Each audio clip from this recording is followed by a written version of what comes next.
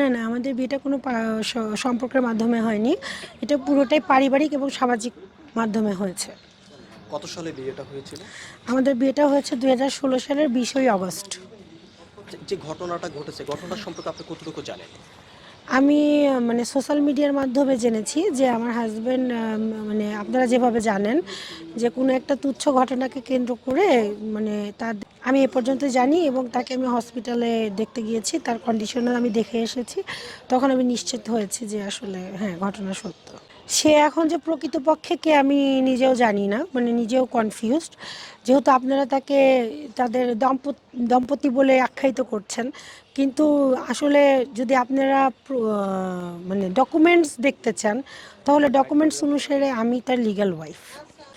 আমাকে হাইড কেন রাখতে চায়, কারণ হচ্ছে তারা হয়তো চায় না যে হয়তো আমি সামনে আসলে তাদের এই কেসের বা মামলার কোনো নতুন মোড় নিতে পারে বা নতুন কোনো ঘটনা বেরিয়ে আসতে পারে, যার কারণে তারা চায় না যে আমি সামনে আসি। আমি এখন চাচ্ছি যে কোনো তৃতীয় পক্ষ না থেকে আমি আমার হাজব্যান্ডের সাথে সুন্দর এবং সাবলীল জীবনযাপন করতে চাচ্ছি। সুন্দর সংসার, আমার দুটো বাচ্চা আছে, তাদের সুন্দর ভবিষ্যৎ সুনিশ্চিত করতে চাচ্ছি। দেখেন, আমি ঘটনাটা জেনেছি মানে ভোরবেলা আমি ঘুম থেকে উঠে যখন আমি সোশ্যাল মিডিয়াতে ঢুকেছি, তখন আমি ভিডিওটা দেখেছি। আমি তো আমার হাজব্যান্ডকে চিনতে পেরেছি যে উনি আমার হাজব্যান্ড। কিন্তু যখন মানে ক্যাপশনে আসছে যে না, মেহেবুল হাসান এবং নাসরিন ইফতি দম্পতি, তখন আমি একটু কনফিউজড হয়ে গেছি যে এটা কেন আসছে। সে তো তার স্ত্রী নন, তাহলে কেন তাকে স্ত্রী বলে আখ্যায়িত করা হচ্ছে? এই জন্য আমি আর কি, আমি তো বললামই যে তারা হয়তো কোনো আইনি প্রক্রিয়া বা এই কেসে কোনো আইনি জটিলতা জড়াতে চাচ্ছে না বা নতুন কোনো আইনি মোড় নিতে পারে, যার কারণে তারা আমাকে হাইডে রাখতে চাচ্ছেন। দেখেন, ওনার সাথে আসলে ওনার প্রকৃত সম্পর্কটা যে কি আমি নিজেও আজ পর্যন্ত জানি না। আর এটা মানে আপনারা যেভাবে জেনেছেন আমিও টুকটাক সেভাবেই জেনেছি। আর পুরোটা জানলাম 17 তারিখের ঘটনা দেখে আর কি। হ্যাঁ, আমি টুকটাক কিছু জানতাম, বাট এতটা সিরিয়াস হবে বা এতটা সিরিয়াস পর্যায়ে যাবে, সারা দেশ জাতি জানবে, এটা কল্পনা করিনি কখনো। আমি হ্যাঁ, কিছুটা পেরেছিলাম, যার কারণে আমি তাদেরকে বারবার ইনফর্ম করার চেষ্টা করেছি, তাদেরকে জানানোর চেষ্টা করেছি। বাট তারা এই বিষয়ে কোনো পদক্ষেপ নেন নাই, তারা নিতে চানওনি, বরং তারা তার সন্তানের পাশে মানে সাপোর্ট নিয়েছেন আর কি। আমার হাজব্যান্ড আসলে একটা ইভেন্ট ম্যানেজমেন্টে জব করেন। কোথায়?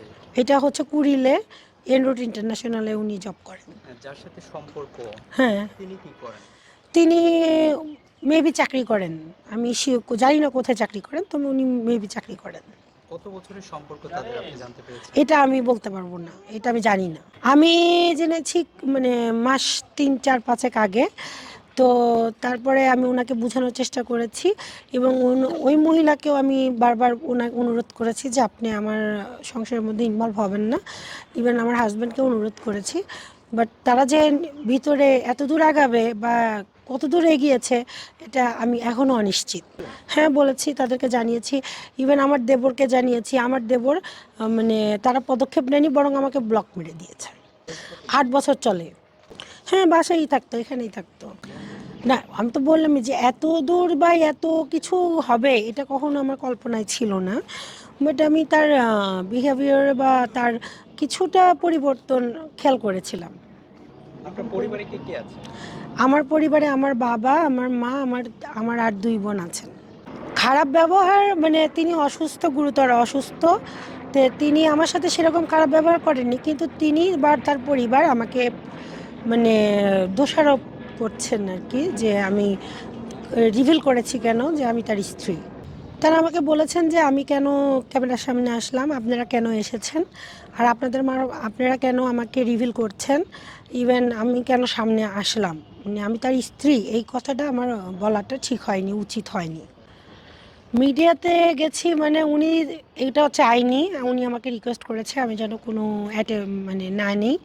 তো ওই প্রেক্ষিতে উনি আমাকে বলেছে আমি যখন মিডিয়া এসে গেছি, তাহলে মানে আমার সাথে তার সব কিছু মানে শেষ করছেও না, বলছেও না, আবার মানছেও না। যদি দেখি যে না কোনোভাবে কিছু, হ্যাঁ, আমি আইনি প্রক্রিয়া যেতে চাচ্ছি, যাচ্ছি। আপনি কি হাসপাতালে গিয়েছিলেন তাকে? হ্যাঁ, আমি হাসপাতালে গিয়েছিলাম। এখানে কোনো বাধা ছিল কিনা?